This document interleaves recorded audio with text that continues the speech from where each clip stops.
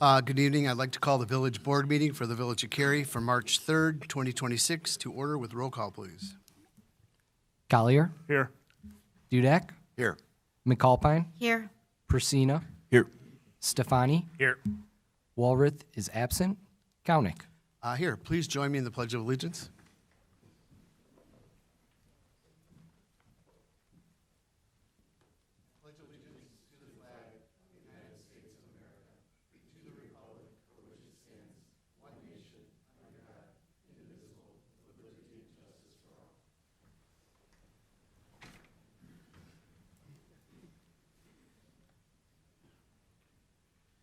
We're now moving to the open forum where the public is given an opportunity to address the village board on issues that are not on the agenda. We ask that you keep your comments to 3 minutes.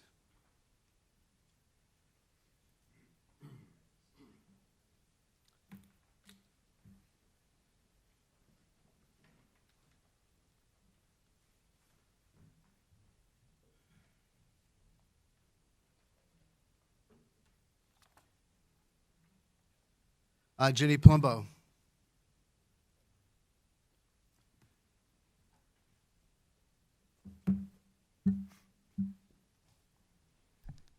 I'm still waiting for my response to a village board meeting where I called out an actual lie to me in an email from Brian Simmons, and I've not received a response to that. He said that the opening of New Haven, it was what the village agreed on was going to be what the zoning board agreed on. That's not true. I don't believe Brian Simmons ever said it was going, that we oversee the zoning board. We have the I have his overall email. authority. I have his email. I understand that, but the village board has the overall authority to make the decisions on, and we overturned what the zoning board had said. Right, and I wrote the letter afterwards, and his response to me was, we went on the recommendation of the zoning board, which we know is a lie. Well, why don't we talk about that? We can pull up the emails and Sure. have a meeting. Sure, because I'm still waiting for a response for that. Okay. Because I did bring it up here. Okay. Thank you. Sergio?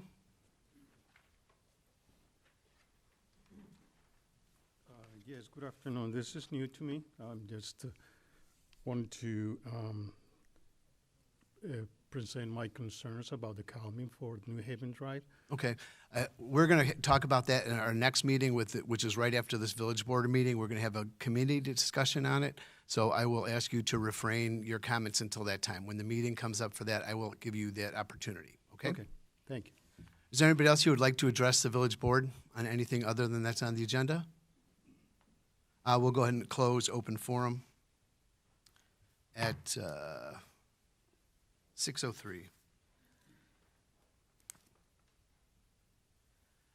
As many of you know, and for my board's sake and the residents, I'm glad we have some people here as well. I've got several other roles in the communities. I'm the Vice President of McHenry County Council of Governments. We represent all the municipalities in McHenry County when it comes to state things.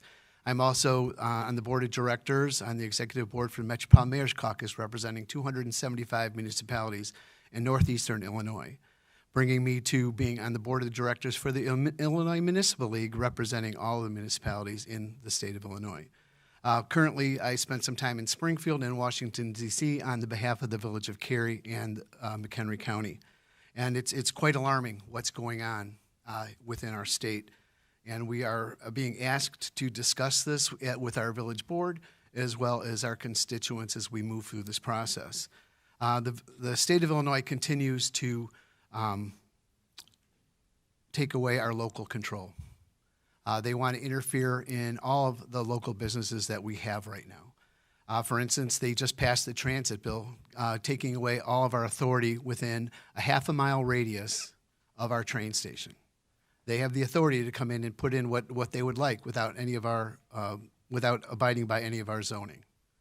They can put in as many apartment complexes as they want with no parking regulations, period.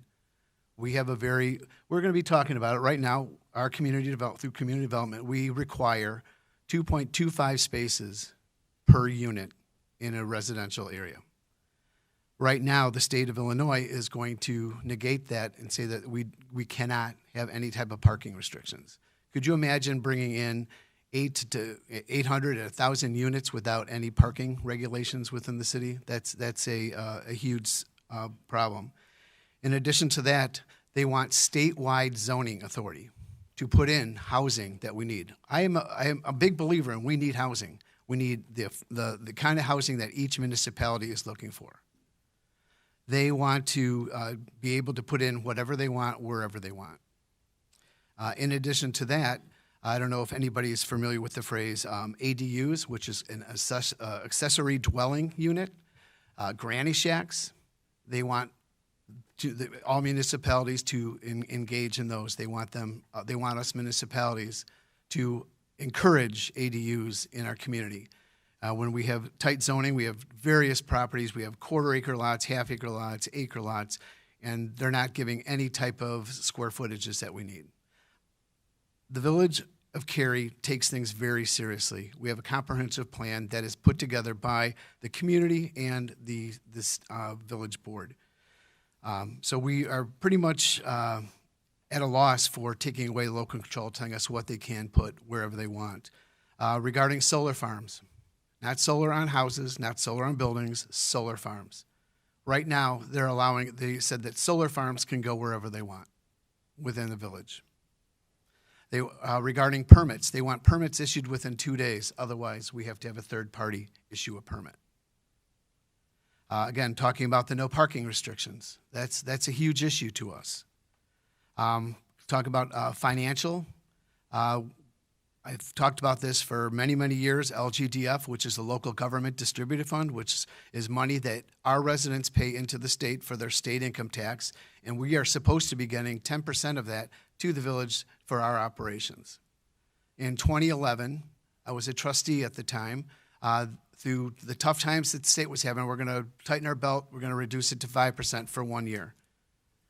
13 years later, we're at 6%. We've lost over $15 million in funding. They just shaved it again. Our LGDF portion is going to be reduced again. These are serious concerns for us. Also, FOIA reform. We are really fighting for FOIA reform because it's becoming very burdensome. We have a very small staff. For instance, some of these developers that come in, some of the citizens that don't want these things, the amount of money that we spend on FOIAs for things that people are just digging for whatever they want is burdensome to a community. We've spent on one particular individual FOIA that we've had to, we spent over $10,000 on that FOIA. We need to have some of these forms, and the state is looking at helping us on these. In addition to that, the state also wants to start imposing impact fees on all new developments. So that's also going to cost developers a little bit more money. So we are working tirelessly to try to make sure that we retain local control for what we feel is the best for our own individual communities. Moving on to my trip to Washington, D.C., working with congressmen and our senators about how we're dealing with all these things. Our biggest impact that we want is our transportation funding to be flowing again. They've withheld a lot of funding to our communities for roadways, bridges, all infrastructure repairs. They have been holding this money back from us. So they're aware of it. They are going to try to work to get it done. We just need people in the Capitol to start working together.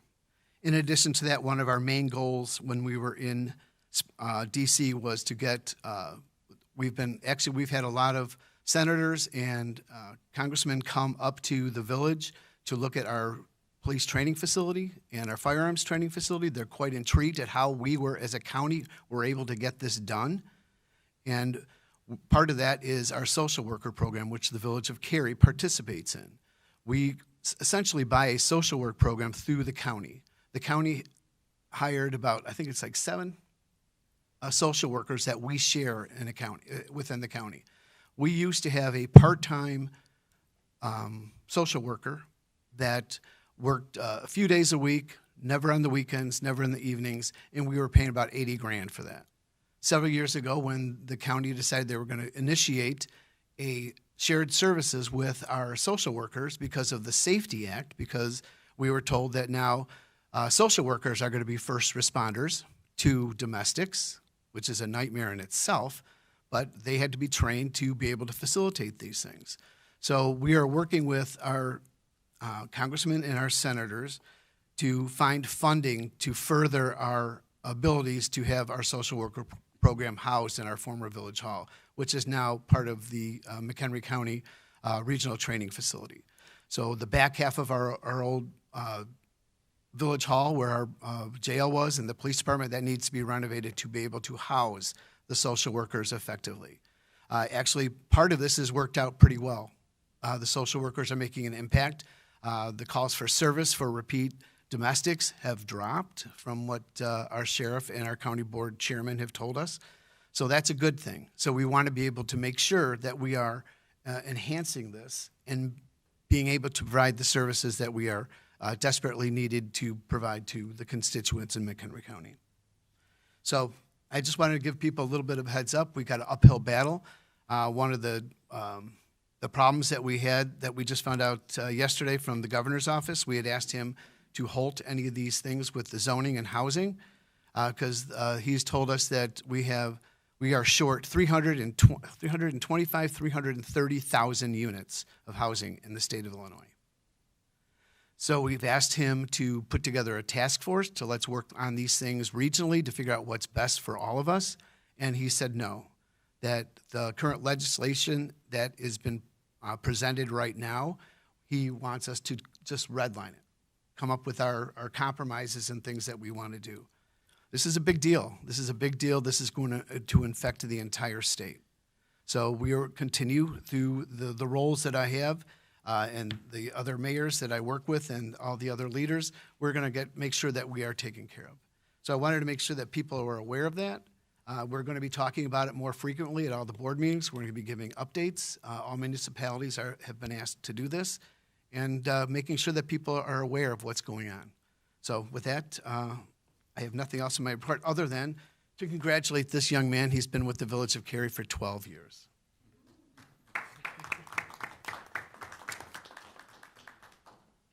Thank you. I will entertain a motion to approve consent agenda items A through H as shown on the village's website and is displayed on the video monitor during the village board meeting. So moved. Second? A roll call, please. Stefani, Yes. Persina, Yes. McAlpine, Yes. Dudek, Yes. Collier. Yes. Thank you. Okay, moving on to items for separate action. I will entertain a motion to approve a resolution entering into an incentive agreement with Carry Out Coffee, utilizing the Village of Cary's facade improvement and interior build-out grant program for the property located at 62 Northwest Highway. So moved. Second. Brian? Sure. Thank you, Mayor. The request before the board this evening is related to the former Burger King property on Northwest Highway. New business has purchased that property, is looking to move in. Under the facade improvement grant program, they're asking for some financial assistance from the village related to their improvements to the property, which primarily consist of new signage, wall signs, and new menu board signs for their drive-through operation. Under the grant, the proposed signs or sign improvements are eligible for funding. Total project costs are in excess of $60,000 for this project. The $10,000 would be about 15% of those project costs. Staff happy to answer any questions the board may have regarding the use. They're looking to do these improvements this spring with hope to open within the next few months. Any comments? Questions for Brian? I think it looks like a great way to try and reuse this property. I hate to see it sitting there, so to have something going that way, heading out of town, I think it'll probably do really well as a drive-through carry-out coffee type of business. So excited about it. Any other comments? The details that I've seen about the menu items that they're proposing and even just their branding, I had an opportunity to speak with Eric leading up to this meeting, and I think the branding looks great and the menu looks great. Hopefully they're going to execute at a high level, and I would agree that I think this is a good fit for that program. Right. That's exactly what it's for. Anything else? Roll call, please. Collier, Yes. Dudek, Yes. Stefani. McAlpine, Yes. Persina. Yes. Thank you. Thank you. Next, I will entertain a motion to approve an ordinance amending Chapter 5.08 Alcohol Liquor Sales and Chapter 9.12 Offenses Against Public Decency to allow the public consumption of alcohol, liquor in defined areas of the village. So moved. Second. Nick? All right, as the village board may be aware, our Community Depot Plaza should be opening up this spring. And as of March 1st, our downtown social district is now open to the public. The original ordinance proposed included High Road, West Main Street, Spring Street, and Jandis Road, as shown in the map. With this amendment, we're going to open up the downtown social district so that patrons can visit the public space that is shown on the map there, which is going to be the future Depot Plaza. With that, it's pretty self-explanatory in the ordinance, and open to any questions that the village board may have. Just a continuation of last year's and prior years, including the community plaza. Any other questions? Roll call, please. Dudek, Yes. Stefani, Yes. McAlpine, Yes. Persina, Yes. Collier. Yes. Thank you. And finally, I will entertain a motion to approve an ordinance authorizing an amendment to Chapter 5.34 Video Gaming Terminals of the Village Municipal Code. So moved. Second. Thank you. Brian? Sure. Thank you, board. The item before you this evening is continuation of our discussion regarding video gaming in the community. We've had a couple of discussions at the committee level. The proposed ordinance changes are based on those conversations. So there's three main changes to the code that we've discussed or proposed. First in this slide is the general layout of the facility. As discussed the last committee of the whole meeting last month, there was a desire to have future gaming establishments have gaming terminals within a defined room that would be separated by full walls as opposed to other methods of separating that. So that would be a change from our current code for this portion of the code. Second change was regarding signage for establishments to require any sort of signs that are proposed for establishment that would be related to the primary business function of that business, so that temporary signage, window signage, things along those lines could not advertise that there's gaming terminals on the property. That's a change from our current code, which does allow temporary signs within the windows and whatnot. And then also from the discussion, there was a desire to provide an amortization period. What was discussed was about 6 months time period. So staff put in a date of December 31st for all current businesses to be compliant with that regulation. And the third and final change is related to change in ownership of establishments. This code provision was briefly discussed during the committee meetings as far as the future bringing existing businesses into compliance with the code, basically an amortization period for compliance with the newly adopted regulations. This would allow businesses to have slight changes in ownership of up to 50%. So if there's new partners brought in, would be able to have the change without triggering the establishment bringing the full compliance with the code. But that would allow for eventually all businesses that are in the village that don't currently comply with the regulations to comply with code as it would be adopted. Happy to answer any questions the board may have. Trustee McAlpine had brought something up. Go ahead. Well, I just mentioned that I thought in my recollection of our conversation, and I did speak to Director Morimoto about this as well, was that we said any changes, not 50%, that we said any changes that are going on, we want them to come back and revisit that, any change in ownership. So I personally would like it to be any changes. I'm not trying to be not business friendly. I just feel that it's either a change or it's not a change. So, I mean, I will go with the board, what the board feels like on this. I'm just giving my recollection of that conversation.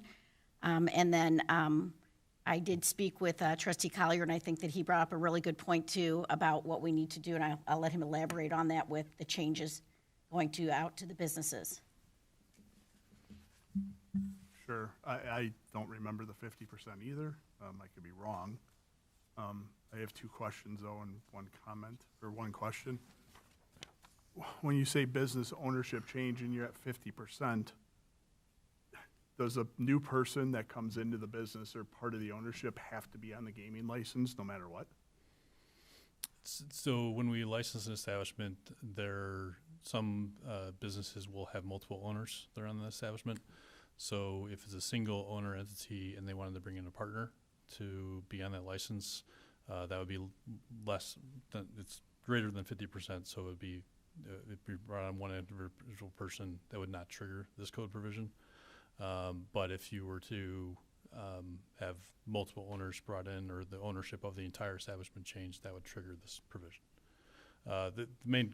This conversation came up, it was briefly mentioned, the percentage was not really discussed, but it was more if there was the desire for a business to bring in other partners or financiers for it, to have that provision there. So this certainly could be, if the board is looking for any changes of ownership to come back to the board, that'd be perfectly fine from staff. So if somebody is 100% owner and they bring in one partner and it's 50%, what prevents the 50% that brought in the other 50% from leaving and the new owner changing what their business plan is?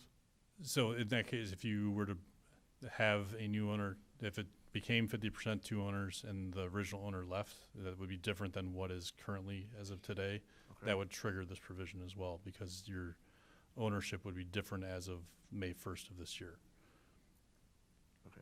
Okay. Thanks for that.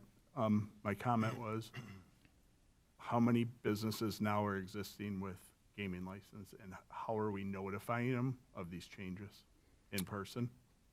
Yeah, as part of our license, we have not notified any businesses No, I currently. know it's not passed, Yeah. but we're gonna, in Yes. person, are we having them sign something that they understand what these changes are exactly? Yeah, we're in the process of renewing our licenses for Okay. this next upcoming license year.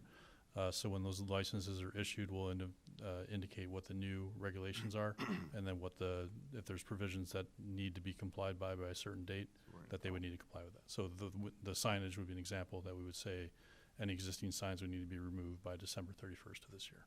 Okay, thank you. So it's all not all at once, right? The renewals of the gaming licenses for the facilities. For all of them, Yeah. they're all. It's May all at 1st, one yeah. time. Yes. Okay. All right. Thank you. Brian, curious, if a business does have a change in ownership and they come to us and let us know that, are we doing a background check on the new owner that's coming in? Yeah, any change in ownership, we would go through our typical process for review of those ownership, the new ownership structure as far as who's on the application. So there is background information that we would perform as part of the Okay, process. thank you. Just one other clarifying point regarding the walls for the gaming terminals. Just for everyone's edification, that's going forward. There's not going to be a requirement on existing businesses to take on new construction projects to become in compliance. Correct. So the only difference would be based on the ownership change here is if there is a change in ownership, then that change would trigger having to comply with that new requirement for the room. Thank you for that. So we had a suggestion about about any change in ownership. That's what the intent was during, I believe, during the committee. So any change in ownership, if a partner comes in, does that make them, I'm just confused a little, is it a new business then? Well, I think that it just triggers the fact that then they have to be in full compliance of what our ordinance states. So if they bring on any partner, we want them to come back to Well, the and board then with as the- full compliance. Yeah, with the background check, this will trigger this, because we've found ourselves in situations So before where it's we're not. still talking about gaming cafes. No. I know we're not, but Yeah. that's what we're talking about. We're trying to eliminate people try to do things. So that's why I Yeah. say any change, not 50%. That's any change in ownership. Are you, trustee Rosina, where are you? Well, Again, we don't have a formal motion to amend the motion. Do you want to make a formal motion to amend the motion?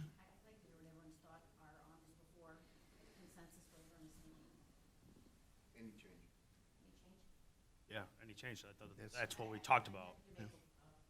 Yes. Motion to change, to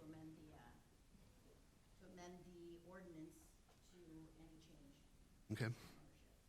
I need a second on that. Second. I need roll call on that, please. Can I just ask, is there a motion and a second pending? Yeah, Okay, so did we get a motion to either amend that motion that Yes, was you just approved? did. Okay, so we're only approving the motion to amend the first one? There's going to be two motions, okay. right. We've done the first one. Okay. So she's, Roll call. for the amendment. Perfect. McAlpine, Yes. Collier, Yes. Dudek, Yes. Persina, yes. Stefani. Yes.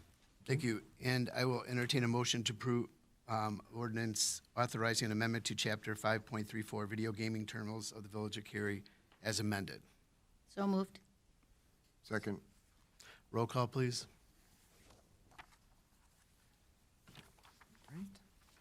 McAlpine, Yes. Collier, Yes. Dudek, Yes. Persina, Yes. Stefani. Yes. Thank you. Thank you. Moving to village staff update, Assistant Village Administrator Radcliffe, who's almost 1 year anniversary here. Coming up here, Throwing that 2 up more days, but who's counting? So we, as you guys could see displayed on the video monitor, we had our first budget meeting in January, end of January, which was our capital improvement plan. Very long meeting, but very productive. Our next scheduled meeting is budget meeting number 2. We'll dive into our actual budget, the general fund, and operating. That'll be taking place next week, Tuesday, March 10th at 6 o'clock here at the Municipal Center. As mentioned earlier, our social district is now open, so feel free to swing by and see all the beautiful downtown amenities and visit our local restaurants. We passing this off to Public Works? I'll take this one.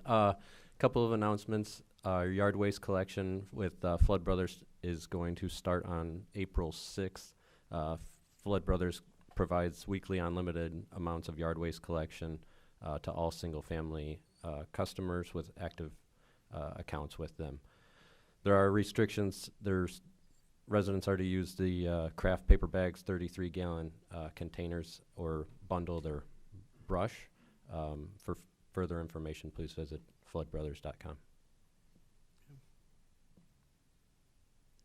And then one other Flood Brother update, our annual spring cleanup is scheduled. So those cleanup dates you can see on the screen. Flood Brothers will start their spring cleanup on the south side of the railroad tracks beginning on Saturday, April 25th. And then north of the tracks, the pickup day is scheduled for Saturday, May 2nd. Popular event. Chief Hayes, anything for us? No, sir. Katie Ward? No. None? Okay. I will entertain any future agenda items and discussion by the village board. I will entertain a motion to adjourn. So moved. Second? All in favor? Aye. Aye. Any opposed? We are adjourned at 6:28.